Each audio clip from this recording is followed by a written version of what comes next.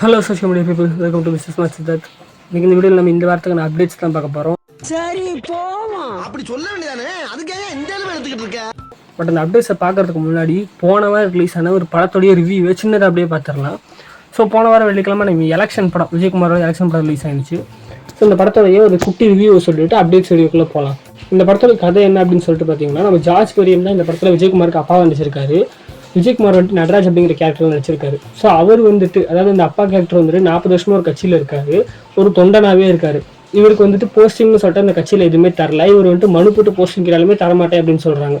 இந்த சமயத்தில் நம்ம விஜயகுமாரோடைய தங்கச்சி புருஷன் வந்துட்டு என்ன பண்றாருன்னா, அப்ப ஊராட்சி மன்ற தலைவராக இருக்கக்கூடிய ஒருத்தட்ட போயிட்டு சண்டை போட்டு, எங்க ஊருக்கு நீ எதுவுமே பண்ண மாட்டேங்கிற, எங்க ஊர்ல இருந்து நான் ஒரு ஆள் நிறுத்துறேன் அப்படின்னு சொல்லிட்டு நம்ம விஜயகுமார் நிறுத்துறதுக்கு பிளான் பண்றாரு. ஸோ விஜயகுமார் ஆரம்பத்தில் வேணாம்னு சொன்னாலும் அதுக்கப்புறம் வந்துட்டு ஒரு கட்டாயத்தினால வந்துட்டு ஒரு ரீசன்னால அவர் வந்துட்டு நிற்கிறாரு. அப்படி அவர் எலெக்ஷன்ல நின்றதுனால அவருக்கு அடுத்தடுத்து நடந்த சம்பவங்கள் தான் இந்த படத்துடைய கதை. இந்த படத்துடைய ஆர்டிஸ்ட் சைட் பொறுத்த வரைக்கும் எல்லாருமே இந்த படத்துல வந்துட்டு சூப்பராக நடிச்சிருந்தாங்க. முக்கியமான விஜயகுமார் கேரக்டர் வந்துட்டு 2 சீன்ல சூப்பராக பண்ணியிருந்தாரு. ஸோ இந்த படத்தில் வந்துட்டு ஹீரோயின் வந்துட்டு நம்ம அயோத்தியில் ஹீரோயினை பார்த்துருப்பீங்கல்ல, அவங்க தான் இந்த படத்தோட ஹீரோயின். அவங்களுமே நல்லா நடிச்சிருந்தாங்க. எந்த ஒரு கேரக்டருமே திணிக்கப்பட்ட மாதிரி இல்லை, எல்லாமே கதைக்கோட ஒன்றி தான் இருக்கு. படத்துடைய ஃபர்ஸ்ட் ஹாஃப் அன் ஹவர்ல வந்துட்டு ஒரு ஹீரோயின் வருவாங்க. அவங்க வந்துட்டு இந்த படத்துக்கு வந்துட்டு தேவையில்லை அப்படின்னு சொல்ல முடியாது, ஒரு கேரக்டர் டெவலப்மெண்ட்டுக்கு தேவை அப்படின்னு சொல்லிட்டு சொல்லலாம். ஸோ இந்த படம் வந்துட்டு ஒரு அரசியல் சம்மந்தப்பட்ட படம். ஸோ அரசியல்வாதிகள் பண்ணக்கூடிய ஊழல்லாம் காட்ட போறாங்க அப்படின்னு சொல்லிட்டு நீங்கள் நினைச்சீங்கன்னா அதுதான் கிடையாது. இந்த படத்துடைய கோர் கான்செப்டே ஊராட்சி மன்ற தேர்தலில் வந்துட்டு நிற்கக்கூடிய அந்த வேட்பாளர்களுக்குள்ள இருக்கக்கூடிய பகையை தான் காமிச்சிருக்காங்க. அந்த பகையினால வந்துட்டு நண்ப எதிரியாகிறது, துரோகியாகிறது, இந்த மாதிரி விஷயங்கள் தான் காமிச்சிருக்காங்க. அதனால இந்த படம் வந்துட்டு இங்கேயுமே லேக் அடிக்காம படம் வந்துட்டு ஸ்டார்டிங்லேருந்து எண்டு வரையும் செம்மையாக போயிருந்துச்சு. மேக்கிங்குமே சூப்பராக பண்ணியிருந்தாங்க. போன ஃபைட் கிளப் படத்தில் பார்த்தீங்கன்னா ஃபைட் சீக்வன்ஸ்லாம் ரியலிஸ்டிக்காகவும் கேமரா ஆங்கிள்ஸும் ரியலிஸ்டிக்காகவும் இருக்கும். கேமராமே அவருடைய தோளில் கேமராஸ் வந்துட்டு ஓடிட்டு இருப்பாரு. பட் இந்த படத்தில் அதை கொஞ்சம் கரெக்ட் பண்ணி ஃபைட் சீக்வன்ஸ் எல்லாமே ரியலிஸ்டிக்காகவும் கேமரா ஆங்கிள்ஸ் எல்லாம் சினிமேட்டிக்காகவும் பண்ணியிருந்தாங்க. அதுவுமே நல்லா இருந்துச்சு. மியூசிக்கை பொறுத்தவரை கோவிந்த் வசந்தா தான் பண்ணியிருக்காரு. அவருடைய மெலோடிஸ் எல்லாமே எனக்கு ரொம்பவே பிடிக்கும். அவர் வந்துட்டு ஒரு மெலோடி கிங்னே சொல்லலாம். ஆனால் இந்த படத்தில் அவருடைய மெலோடி வந்துட்டு அவ்வளோவா நல்லா இல்லை.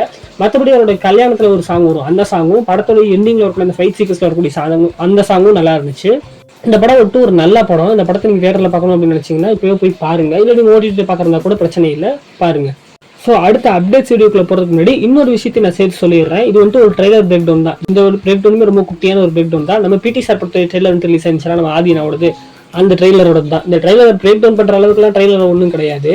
இது ஒரு கமர்ஷியல் படம் அப்படிங்கிறனால பெருசாக லேயர்ஸுங்கிறது ஒன்றும் இல்லை. ஆனால் இந்த படத்தோட இன்டர்வியூஸை பொறுத்தவரை எதுவுமே ஸ்பாயில் பண்ணாமல் முடிஞ்ச அளவுக்கு வந்துட்டு அதை பார்த்துக்கிறாங்க. மேபி படத்துக்குள்ள ஏகப்பட்ட டீட்டெயில்ஸ் எல்லாம் இருக்கும் அப்படின்னு சொல்லிட்டு நினைக்கிறேன். நம்ம பொறுத்திருந்து பார்க்கலாம். இந்த ட்ரெய்லரை பார்க்கும்போது இந்த படத்துடைய கதை என்ன அப்படின்னு சொல்லிட்டு பார்க்கும்போது வந்துட்டு நம்ம ஆதினா வந்துட்டு ஒரு பிரைவேட் ஸ்கூல்ல பிடி சாரா இருக்காரு. அதே ஸ்கூல்ல இங்கிலீஷ் மேமா இருக்காங்க வந்துட்டு நம்ம ஹீரோயின். அவங்க 2 பேருக்கு லவ் ஏற்படுது. அதுக்கு அந்த ஸ்டூடெண்ட்ஸுமே வந்துட்டு சப்போர்ட் பண்ற மாதிரி சில சீன்ஸ் எல்லாம் இருக்கு. அவங்க வந்துட்டு கூட இருந்துட்டு அந்த லவ் கூடவே சுத்துற மாதிரிலாம் சில சீன்ஸ் இருக்கு. ஸோ இந்த சமயத்துல வந்துட்டு ஹீரோயினுடைய தங்கச்சி கேரக்டர்ல நம்ம அனிகா பண்ணியிருக்காங்க. அனிகா வந்துட்டு ஒரு அபியூஸுக்கு உண்டாக்கப்படுறாங்க அப்படின்னு சொல்லிட்டு நினைக்கிறேன். ஏன்னா ட்ரெயிலர் பார்க்கும்போது அப்படிதான் தெரியுது. ஸோ அந்த அபியூஸ்ல இருந்து அனிகா தப்பிக்கிற மாதிரி தான் கதை இருக்கும். மேபி அந்த அபியூஸ் வந்துட்டு நடக்கப்பட்டு இதுல இருந்து எப்பயோ தப்பிச்ச மாதிரி மாஸ்டர் படத்துல வந்திருக்கும்ல, தப்பிச்சிருப்பாங்கல்ல அந்த சவிகா கேரக்டர், அந்த மாதிரி இருக்கும் அப்படின்னு சொல்லிட்டு நினைக்கிறேன். பட் என்ன இந்த கதையோட கான்ஃபிளிக்ட் அப்படின்னா, இந்த மாதிரி அபியூஸ் செய்யப்பட்டு ஒருத்தவங்க வந்துட்டு இறந்துட்டாங்க அப்படின்னா அவங்களுக்கு ஜஸ்டிஸ் வேணும்னு சொல்லிட்டு போராடக்கூடிய இதே சமூகம் அவங்க வந்துட்டு தப்பிச்சிட்டாங்க அப்படின்னா அவங்களுக்கு கேவலமா பாக்குது. அதை வந்துட்டு இந்த படத்துல அட்ரஸ் பண்ணியிருக்காங்க. ஏன்னா இந்த படத்துல வரக்கூடிய அந்த ஒரு டைலாக்லயே அனிகா சொல்லியிருப்பாங்க, இதே செத்து இருந்தா வந்துட்டு ஜஸ்டிஸ்ன்னு சொல்லிட்டு அதை பத்தி பேசியிருப்பாங்க, ஆனா உயிரோட வந்ததுனால எப்படி பாத்தீங்களா அப்படிங்கிற மாதிரி சொல்லியிருப்பாங்க. ஸோ அதை பத்தி பேசக்கூடிய ஒரு படமா இருக்குன்னு நினைக்கிறேன். நம்ம கார்த்திக் வேணுகோபாலனுடைய போன படமான நெஞ்சமுண்டு நேமிண்டு ஓடுராஜாவுடைய அந்த கான்செப்ட்மே சொசைட்டி பண்ணக்கூடிய தப்பா தான் காமிச்சிருப்பாங்க. நான் ரோட்ல நின்று ஒருத்தனை கொலை பண்றாங்க அப்படிங்கும் போது யாருமே அதுக்கு வந்துட்டு காப்பாற்ற மாட்டேங்கிறாங்க, சொசைட்டி பண்ற தப்பு அப்படின்னு சொல்லிட்டு காமிச்சிருப்பாங்க. அதே மாதிரி இந்த படத்துல வந்துட்டு அபியூஸ் செய்யக்கூடிய பொண்ணை தப்பா பார்க்கக்கூடிய ஒரு சமூகம் அப்படிங்கிற மாதிரி வந்துட்டு இந்த படம் எப்படி இருக்குன்னு சொல்லிட்டு பார்க்கலாம். அண்ட் ஆல்சோ இன்டர்வியூஸ் எல்லாத்துலயுமே என்ன சொல்றாங்க அப்படின்னா, இந்த படம் வந்துட்டு என்னதான் கமர்ஷியல் எலமெண்ட்ஸ் இந்த படத்துல இருந்தாலும் அதுக்கு ஈக்குவலான டார்க் எலமெண்ட்ஸும் அதுக்கு ஈக்குவலான அட்வைஸ் பண்ணக்கூடிய நல்ல கருத்துக்கள் விடக்கூடிய விஷயங்களுமே இருக்கும் அப்படின்னு சொல்லிட்டு சொல்லியிருக்காங்க. சீரியஸ் டோனுமே இந்த படத்துல இருக்கும், ரெண்டுமே பேலன்ஸ்டா இருக்கும்னு சொல்லியிருக்காங்க. ஆக்சுவலா நெஞ்சமுண்டு நேமிண்டு ஓடுராஜாவே இப்படிதான் இருக்கும். கமர்ஷியல் அந்த ஃபன் அந்த சீரியஸ்ன்னு சொல்லிட்டு எல்லாத்தையும் கரெக்டா பேலன்ஸ் பண்ணியிருப்பாங்க. எதுவுமே கொஞ்சம் மேல கீழேங்கிற மாதிரி இருக்காது. அதே மாதிரிதான் இந்த படமும் இருக்குன்னு சொல்லிட்டு நம்ம டேரக்டர் சொல்லியிருக்காரு. அதனால நம்ம ப்ரொடியூசர், இந்த படத்துடைய ப்ரொடியூசர் வந்துட்டு நம்ம வேஸ் இன்டர்நேஷனல் ஐசரி கணேஷ். அவர் ஏற்கனவே ஒரு எஜுகேஷனலிஸ்ட். அவர் வந்துட்டு ஒரு எஜுகேஷன் சம்பந்தப்பட்ட படமே ப்ரொடியூஸ் பண்றாரு. இந்த படத்தை பொறுத்தவரை ஐசரி கணேஷ் வந்துட்டு பிரஸ் மீட்டுக்கு வந்ததும் இல்லாம சின்ன இன்டர்வியூஸ் கூட அவர் கூடவே வராரு. ஸோ இந்த படத்துக்கு வந்துட்டு 5 பேர் தான் வளைஞ்சு இன்டர்வியூஸ் கொடுத்துட்டு இருக்காங்க. யாருன்னு அப்படின்னா நம்ம ஹீரோவான வந்துட்டு ஆதியனா, ஹீரோயினா நடிச்சிருக்கிற காஷ்மீரா, அண்ட் படத்துடைய கான்ஃபிளிக்டா இருக்கக்கூடிய Anika, and director Karthik Venugopalan and நம்ம ப்ரொடியூசர் ஐஸ்வரி கணேஷ். இவர் வந்துட்டு ஸ்போர்ட்டிவா எல்லா இன்டர்வியூஸ்க்குமே போயிட்டு இன்டர்வியூ கொடுத்துட்டு இருக்காரு. அண்ட் இவர் சொல்ற விஷயம் என்னன்னா, இந்த படத்தோட கதையை கேட்கும் போது வந்துட்டு நான் இந்த படம் வந்துட்டு சுமாரான படம் அப்படின்னு சொல்லிட்டு தான் நினைச்சேன். ஆனா இந்த படத்தோட அவுட்டை நான் பார்த்துட்டு, அதாவது இந்த ஃபுல் படத்தை வந்துட்டு இவருக்கு போட்டு காமிச்சிருக்காங்க படம் முடிஞ்ச உடனே. அதை பார்த்த உடனே இந்த படத்துக்கு மேலே ஒரு பெரிய நம்பிக்கை வந்துருச்சு. இந்த படம் ஒரு சூப்பர் படம் அப்படின்னு சொல்லிட்டு நான் முடிவு பண்ணிட்டேன் அப்படின்னு சொல்லிட்டு அவராகவே சொல்றாரு. ஒரு ப்ரொடியூசர் சொல்லும் போது வந்துட்டு பாத்துக்கங்க அப்படின்னு. ஏன்னா இவங்களுடைய ப்ரீவியஸ் மூவிஸ் ஜோஷுவா படம்லாம் சரியாவே போகல. அந்த படத்துக்குலாம் ஒரு தலையை கூட காட்டல, என்ன வெளியவே வரல. ஏன்னா அவருக்கே தெரியும் அந்த படம் வந்துட்டு நல்லா இல்லைன்னு சொல்லிட்டு. இந்த படத்துக்கு இவர் இந்த அளவுக்கு வெளியே வந்து ஒரு இன்டர்வியூ எல்லாம் கொடுக்குறாரு, சின்ன சின்ன இன்டர்வியூ கூட அட்டன் பண்றாருன்னா படம் நல்லா இருக்கும் அப்படின்னு சொல்லிட்டு எனக்கு ஒரு நம்பிக்கை இருக்கு. ஸோ பொறுத்து இருந்து பார்க்கலாம் படம் எப்படி இருக்குன்னு சொல்லிட்டு. ஸோ ரிவ்யூ ட்ரெய்லர் பேக்னு சொல்லிட்டு இதுவே ரொம்ப தூரம் போயிடுச்சு. அடுத்தடுத்த அப்டேட்ஸை பார்க்கலாமா? நம்ம தனுஷோடைய ராயன் படத்துல இருந்து ப்ரீவியஸா போன வாரம் ஒரு சாங் ரிலீஸ் பண்ணியிருந்தாங்க இல்லையா, அடுத்தடுத்து இந்த படத்தோட அப்டேட் வரும்னு சொல்லியிருந்தோம் இல்லையா. இப்போ வந்துட்டு என்ன நியூஸ் கிடைச்சிருக்கு அப்படின்னா, இந்த படத்தோட ஆடியோ லான்ச்சுக்கான அப்டேட் கிடைச்சிருக்கு.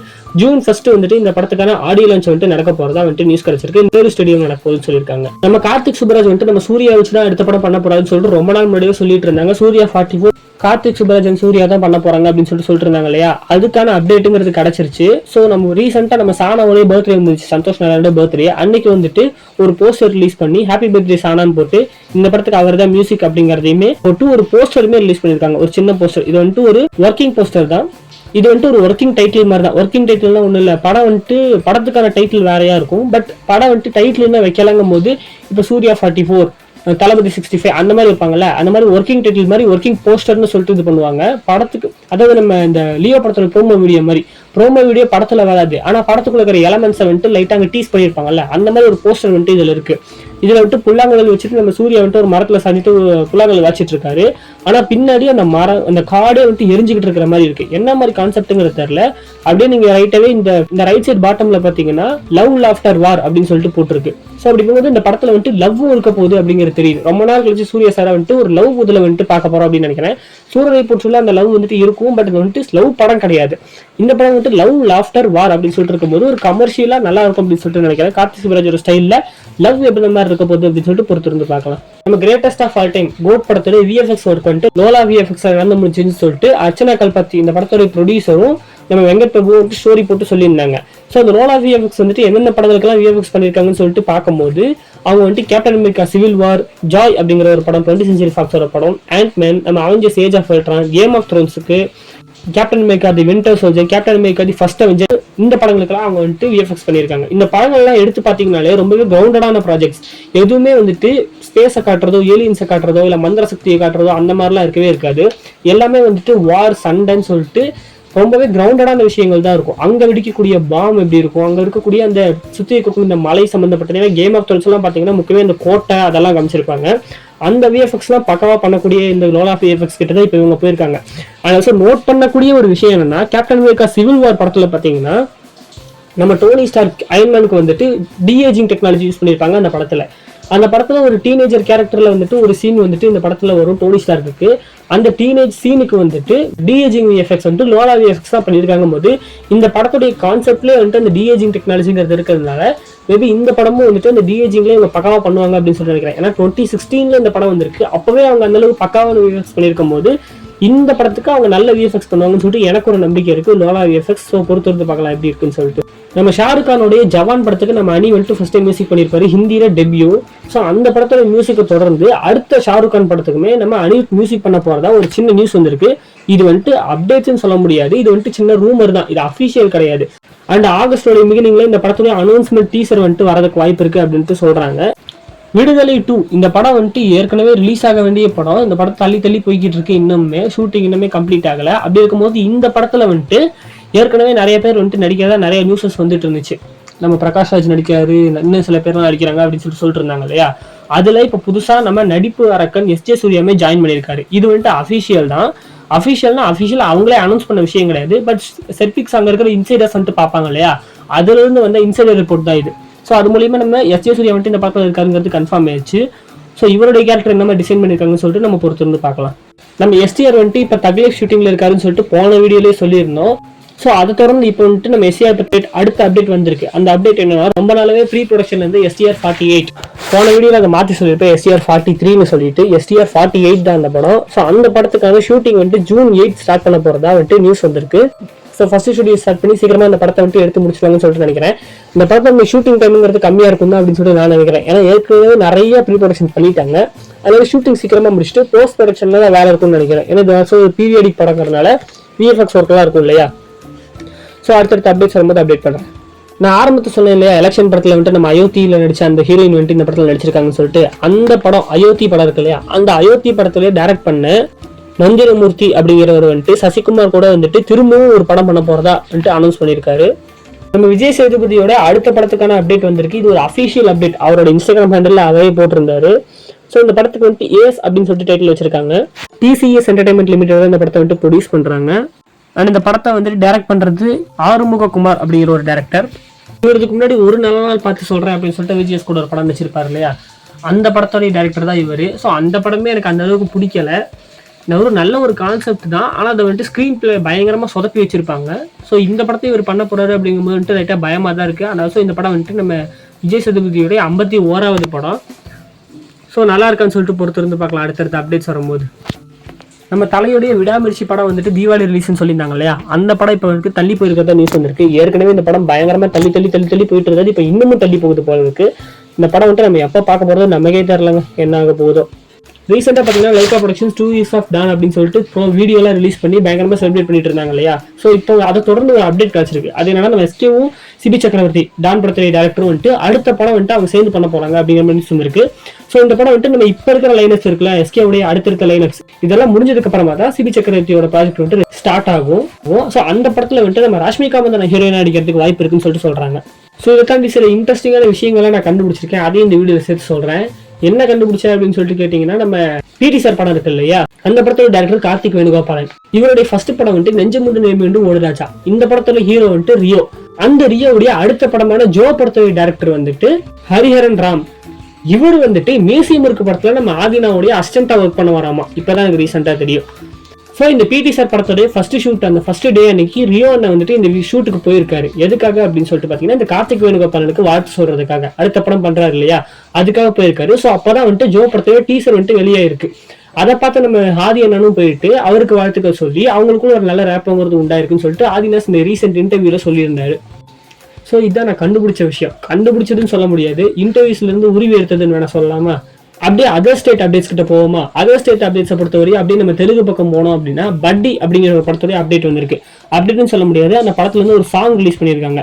பட்டி இந்த படம் என்னடா அப்படின்னு சொல்லிட்டு கேட்டீங்கன்னா, நம்ம ஆதினா வச்சுட்டு அதை ஸ்டார்ட் பண்ணணும். ஏன்னா நம்ம ஆதினா வந்துட்டு தெலுங்குல இது வரைக்கும் 2 படத்துக்கு மியூசிக் பண்ணியிருக்காரு. ஒன்னு வந்துட்டு நம்ம ராம் சரணுடைய துருவா, 2வது வந்துட்டு நம்ம நானி அவர்களுடைய கிருஷ்ண அர்ஜுனா யுத்தம். இப்போ அவருடைய 3வது படம் தான் இந்த பட்டி மியூசிக் டைரக்டரா. இந்த பட்டி படத்துல வந்துட்டு நம்ம அல்லு சிரிஷ் தான் ஹீரோவா நடிக்கிறாரு. இந்த படத்துக்கான அனௌன்ஸ்மெண்ட் வந்துட்டு 11 மாசத்துக்கு முன்னாடி வந்துச்சாங்க. ஒரு சின்ன டீசர் வந்துட்டு இருக்காங்க. அந்த டீசர்ல என்ன காமிச்சிருக்காங்கன்னா, அந்த டீசரோட போஸ்டர் பார்த்தோம்னா நிறைய பேர் டெடி படத்தோட ரீமேக்னு சொல்லிட்டு நினைப்பீங்க. ஆல்ரெடி டெடி படத்தை வந்துட்டு தெலுங்குல ரீமேக் பண்ணிட்டாங்க. இந்த படம் டெடி படத்தோட ரீமேக் கிடையாது. இந்த படத்துடைய கதைக்கு டெடி வந்துட்டு ஒரு ரெஃபரன்ஸா இருந்திருக்குன்னு வேணா சொல்லலாம். இந்த கதையிலுமே ஒரு டெடி பியர் தான் வருது. பாக்குறதுக்கு அப்படியே நம்ம டெடி படத்துல வர அந்த டெடி பியர் மாதிரி தான் இருக்கு. விஎஃப்எக்ஸ் பண்ணியிருக்காங்க. இந்த படத்துடைய கதை என்னங்கிறது தெரியல, பட் இந்த டீசர்ல காமிச்சிருக்கிறது என்னன்னா, இந்த டீசரோட ஸ்டார்டிங்ல ஒருத்தன் வந்துட்டு ஒரு குரூப் ஆஃப் பீப்புள் கிட்ட வந்துட்டு பேசிட்டு இருக்கான். மாஸ்க் போட்டிருக்காங்க, அவங்க எல்லாம் பயங்கரமா வந்துட்டு இந்த ஃபியூச்சரிஸ்டிக்கா இருக்கானுங்க பாக்குறதுக்கே. அவங்க கிட்ட என்ன சொல்றான்னா, அவன் சாகணும், ரத்தம் தெறிக்க கொடூரமா சாகணும் அப்படி இப்படின்னு சொல்லிட்டு சொல்லிக்கிட்டு இருக்கான். இதை கேட்ட உடனே அவங்களும் கொலை பண்றதுக்கு ரெடியா இருக்காங்க. அவங்க கையில இருக்கிற வெப்பன்ஸ் எல்லாம் எடுத்து காட்டும் போது அவன் வந்துட்டு அவனுடைய மொபைல் எடுத்து போட்டோவை காட்டுறான். அந்த போட்டோல இந்த டெடி பியரை காட்டுறாங்க. காட்டின உடனே வந்துட்டு இவனுங்கெல்லாம் கெக்கப்புக்கும் சிரிக்க ஆரம்பிச்சிடுறாங்க. இவன் மறைச்ச உடனே அவங்களாம் சிரிப்பு நிறுத்தினதுக்கு அப்புறம் அப்படியே கட் பண்ண ஒரு ரயில்வே ஸ்டேஷன், மெட்ரோ ஸ்டேஷன்ல வந்துட்டு நம்ம அந்த டெடி பியர் வந்துட்டு பாட்டு போட்டு டான்ஸ் ஆடிட்டு அப்படியே போய்கிட்டு இருக்கு ஹெட்ஃபோன்ஸ்ல. அப்போ வந்துட்டு அந்த ட்ரெயினுக்குள்ள ஏறின உடனே அனதர் அந்த டோர்ஸ் எல்லாம் இருக்கும் இல்லையா, அது வழியா இவனுங்களும் ஏறிட்டு அந்த டெடியை கொலை பண்றதுக்கு ரெடியா இருக்காங்க. அந்த டெடியை கொலை பண்றதுக்காக கத்தி வீசும்போது குறுக்கால இந்த கௌஷிக் வந்தான்னு சொல்லிட்டு நம்ம அல்லு சிரி ஹீரோ வந்துட்டு அதை தடுத்துட்டு அந்த படி அந்த டெடி கிட்ட படி ஸ்டார்ட் பண்ணலாமா அப்படின்னு சொல்லிட்டு கன் எடுத்து படப்படம் ஷூட் பண்ண ஆரம்பிக்கிறாங்க. அண்ட் அதோட சேர்த்து இந்த டீசரோட எண்டிங்ல பாத்தீங்கன்னா, இதை நீங்க பல படத்துல பார்த்திருப்பீங்க, இருந்தாலும் நான் பண்றேன்னு சொல்லிட்டு அந்த டெடி பியர் வந்துட்டு ஒரு பெரிய கன் இருக்கும் இல்லையா, நம்ம கேஜிஎஃப் கைதின்னு சொல்லிட்டு அடின்னு போட்டு அந்த அடிச்ச அந்த கன்னு மார்க் ஆண்டனி நம்ம அனிமல் வரையுமே அந்த கன் வந்துச்சு. அந்த மாதிரி ஒரு கன் எடுத்துட்டு படப்படன்னு ஷூட் பண்ண ஆரம்பிக்குது. ஸோ இது வந்துட்டு ஒரு ஃபன் அண்ட் ஆக்ஷன் என்டர்டெய்னர் படமா இருக்கும் அப்படின்னு சொல்லிட்டு நினைக்கிறேன். சரி, இந்த படத்தை பத்தி 11 மாசத்துக்கு முன்னாடி அனௌன்ஸ்மெண்ட் வந்துருச்சு. இப்போ ஏன் பேசுறேன் அப்படின்னு சொல்லிட்டு கேட்டீங்கன்னா, நம்ம ஆதினாவுடைய ஃபர்ஸ்ட் சாங் இந்த படத்துல இருந்து ரிலீஸ் பண்ணிட்டாங்க. அனௌன்ஸ்மெண்ட் வீடியோங்கிறது ஒரு 11 மாசத்துக்கு முன்னாடியே வந்துருச்சுங்கும் போது இத்தனை மாசம் கழிச்சு இப்போ சாங் ரிலீஸ் பண்ணியிருக்காங்கன்னா படம் ரிலீஸ்க்கு ரெடி ஆயிடுச்சுன்னு சொல்லிட்டு தான் அர்த்தம். ஸோ கூடிய சீக்கிரம் இந்த படம் தியேட்டர்ஸ்ல வந்துடும் அப்படின்னு சொல்லிட்டு நினைக்கிறேன். ஃபர்ஸ்ட் சாங் ரிலீஸ் பண்ணிட்டாங்க. இந்த சாங் வந்துட்டு உண்மையிலே கேட்கறதுக்கு நல்லா தான் இருக்கு. நம்ம ஆதினாவோட விண்டேஜ் வைப்புங்கிறது அடிக்கதான் செய்யுது. நம்ம ஆதினா வந்துட்டு அவர் நடிக்க படங்களுக்கு வந்துட்டு அந்த அளவுக்கு மியூசிக் நல்லா போடல அப்படின்னாலும் கூட அவர் மியூசிக் பண்ற படங்களுக்கு நல்லா பண்ணிடுறாரு. அரண்மனை 4 இருக்கட்டும், இந்த படமா இருக்கட்டும், மற்ற படங்களுக்குலாம் அவர் சூப்பராகவே மியூசிக் பண்ணிடுறாரு. அண்ட் ஆல்சோ அவரோட ஆல்பம் 3 ஆல்பம் கூட வந்திருக்கும்ல. அண்ட் ஆல்சோ நம்ம ஆதினா கொடுத்த அந்த ஒரு இன்டர்வியூல வந்துட்டு அவர் சொன்ன ஒரு விஷயம்னா, நீங்க ஆதினாவுடைய தமிழ் அப்படிங்கிற ஒரு டாக்குமெண்ட்ரி ஃபிலிம் பார்த்துருப்பீங்க அப்படின்னு சொல்லிட்டு நினைக்கிறேன். பார்க்கறதவங்க செக் பண்ணி பாருங்க, பயங்கரமான ஒரு டாக்குமெண்ட்ரி ஃபிலிம். அந்த டாக்குமெண்ட்ரி ஃபிலிமை பார்த்த அந்த இன்டர்வியூ எடுத்துட்டு இருக்காரு இல்லையா, அவர் வந்துட்டு அந்த தமிழியை வந்துட்டு ஒரு லோகோ மாதிரி ரெடி பண்ணியிருக்காங்க அந்த டாக்குமெண்ட்ரி ஃபிலிம்ல. அதை வந்துட்டு ஒரு பச்சை குத்தி இருக்காரு. அதை காமிச்சிட்டு இந்த தமிழ் டாக்குமெண்ட்ரி ஃபிலிம் பத்தி இன்ஸ்பயர் ஆகிதான் இந்த பச்சையை நான் குத்துனேன். ஸோ அடுத்து ஏதாவது டாக்குமெண்ட்ரி ஃபிலிம் வரதுக்கு வாய்ப்பு இருக்கான்னு சொல்லும் போது எஸ், இந்த வருஷத்தோட கடைசியில வந்துட்டு 3 வருஷம் உழைப்பு, ஒரு 3-3.5 வருஷம் உழைப்பை தொடர்ந்து ஒரு டாக்குமெண்ட்ரி ஃபிலிம் ரெடியா இருக்கு. அது கூடிய சீக்கிரம் நாங்கள் ரிலீஸ் பண்ண போறோம்னு சொல்லிட்டு ஆதினா ஒரு அப்டேட் கொடுத்துருக்காரு. ஸோ அந்த டாக்குமெண்ட்ரி ஃபிலிம் பார்த்தவங்க எல்லாம் இந்த டாக்குமெண்ட்ரி ஃபிலிமே செக் பண்ணி பாருங்க. கூடிய சீக்கிரம் நம்ம ஆதினாவோட யூடியூப் ஹிப்ஹாப் தமிழாங்கிற யூடியூப் சேனல்ல வந்து ரிலீஸ் ஆகும். நம்ம ஆதினாவோட சேனல் செக் பண்ணி பாருங்க. ஸோ அவ்வளோதான், இந்த வாரத்துக்கான எல்லா அப்டேட்ஸுமே சொல்லிட்டேன்னு நினைக்கிறேன். ஏதாவது ஒரு அப்டேட்ஸ் நான் மிஸ் பண்ணியிருந்தேன் அப்படின்னு சொல்லிட்டு அந்த கமெண்ட்ல வந்து சொல்லுங்க. அண்ட் ஆல்சோ இப்போதைக்கு 18 சப்ஸ்கிரைபர் சேர்ந்துருக்கீங்க. இந்த 18ங்கிறது இன்னமும் இன்க்ரீஸ் ஆகணும் அப்படின்னு சொல்லிட்டு நான் ஆசைப்படுறேன். So two subscribe. நீங்கள் சப்ஸ்கிரைப் பண்ணாதான் என்னால் அடுத்தடுத்த வீடியோஸை பூஸ்டடாக போட முடியும். அண்ட் ஆல்சோ லைக் பண்ணுங்கள். உங்களுக்கு இந்த வீடியோ பிடிச்சிருந்துச்சுன்னா லைக் பண்ணுங்கள். பிடிக்கலன்னா என்ன பிடிக்கல, எதை இம்ப்ரூவ் பண்ணணும் அப்படின்னு சொல்லிட்டு கமெண்ட்லேயுமே சொல்லுங்கள். அதை முடிஞ்ச அளவுக்கு நான் முயற்சி பண்ணுறேன். ஸோ அதை சொல்லிட்டு இந்த வீடியோ இதோட முடிச்சுக்கிறேன். உங்களை வந்துட்டு அடுத்து இன்னொரு வீடியோவில் வந்து பார்க்குறேன். அது வரைக்கும் bye from mister smart Siddharth.